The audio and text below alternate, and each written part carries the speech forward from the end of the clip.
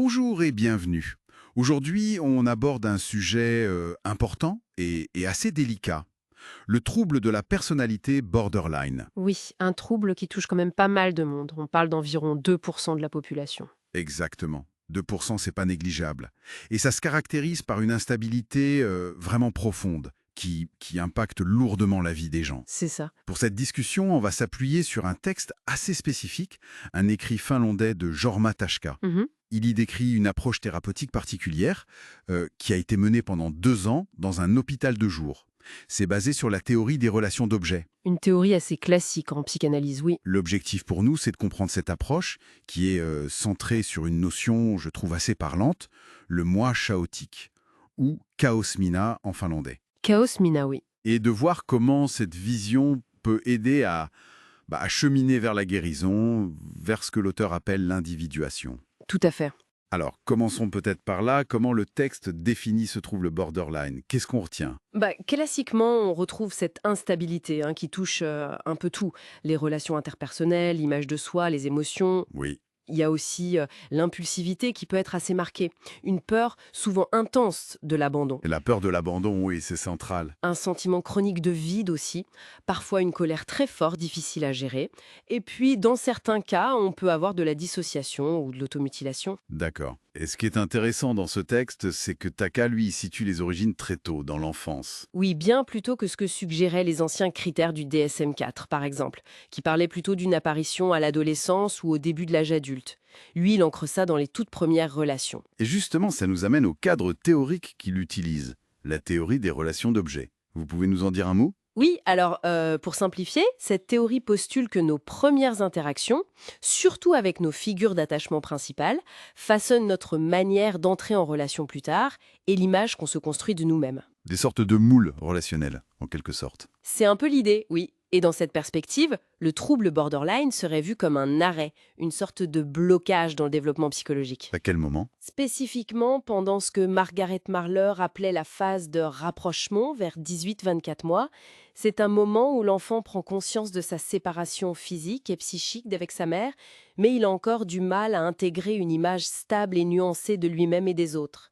Une image qui tienne compte à la fois du bon et du mauvais, disons. D'accord. C'est cette difficulté d'intégration qui serait au cœur du problème d'individuation émotionnelle? Exactement. L'individuation émotionnelle, c'est cette capacité à se sentir une personne distincte, avec une identité propre et stable, même en relation. Et c'est là que ça coince. Et ça nous ramène à ce concept clé du texte, le moi chaotique, le chaos mina. D'où viendrait-il, selon Tashka? Pour lui, ça prend racine dans des interactions précoces qui ont été, disons, dysfonctionnelles. Il parle de parents qui peuvent être eux-mêmes instables ou qui, sans forcément le vouloir, utilisent l'enfant pour répondre à leurs propres besoins narcissiques. L'enfant devient une sorte d'objet fonctionnel. Un objet fonctionnel, c'est dur comme terme. Oui, mais ça décrit une situation où les besoins propres de l'enfant ne sont pas reconnus ou sont même perçus comme menaçants par le parent. L'enfant peut alors internaliser cette hostilité, la retourner contre ses propres besoins et finir par adopter des rôles pathologiques pour maintenir le lien. Et ce moi chaotique, comment la personne le vit? De l'intérieur, c'est vécu comme une force quasi omnipotente, incontrôlable et destructrice. C'est ce qui expliquerait ces changements d'humeur brutaux, le passage de l'idéalisation à la dévalorisation complète de l'autre. C'est comme si ce moi chaotique prenait les commandes, sans nuance, sans intégration. C'est très clair. Et face à ce moi chaotique, Taka parle d'un moi en développement, le kehitsimina. Oui, le kéritsimina, c'est la part saine, le potentiel de croissance qui existe chez chacun, mais qui dans ce cas est comme entravé, étouffé par le moi chaotique. Donc, le but de la thérapie, ce serait d'aider ce moi en développement à émerger. C'est ça, l'aider à identifier, à comprendre et petit à petit à maîtriser, à apprivoiser ce moi chaotique. Ça passe concrètement par l'acquisition de compétences psychosociales qui font défaut. Comme quoi, par exemple? Apprendre à reconnaître ses émotions sans être débordé, à les réguler, à mieux communiquer, à établir des relations plus stables, tout ce qui permet de construire une identité plus solide et de mieux fonctionner. Et l'hôpital de jour, décrit dans le texte, comment il s'y prend concrètement? C'est un programme intensif, j'ai cru comprendre. Très intensif, oui, 2 ans. C'est un cadre qui combine plusieurs approches. Il y a bien sûr la thérapie individuelle qui est centrale pour construire une relation thérapeutique sécure, un point d'ancrage. Essentiel, oui. Il y a aussi une thérapie de groupe qu'il appelle communautaire. Là, l'idée, c'est d'apprendre ou de réapprendre les règles de la vie en société, les interactions. Et c'est souvent dans le groupe que les schémas relationnels répétitifs, ces sortes de psychodrames inconscients liés au trauma passé, vont rejouer. Et donc pouvoir être observé et travaillé. Exactement. Et puis, il y a des petits groupes plus spécifiques, art-thérapie, musicothérapie, des médiations pour aider à exprimer ce qui est parfois difficile à mettre en mots. Hmm. Et le texte insiste beaucoup sur l'importance de poser des limites fermes au moi chaotique dans ce cadre. Ah oui, c'est crucial.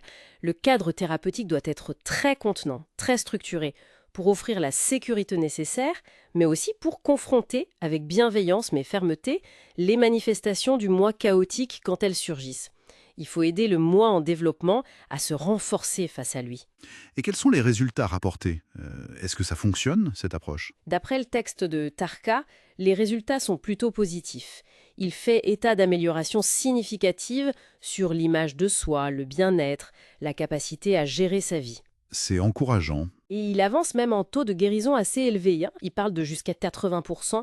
Bon, il faut rester prudent, ce sont ses estimations, et il souligne lui-même le besoin d'études de suivi à long terme pour confirmer ça solidement. Bien sûr. Et il précise aussi qu'une thérapie post-hôpital de jour est souvent nécessaire pour consolider les acquis, notamment au niveau de l'identité qui peut rester fragile, y compris l'identité de genre d'ailleurs. Ah oui. Ah, Oui, ça peut faire partie des aspects à travailler.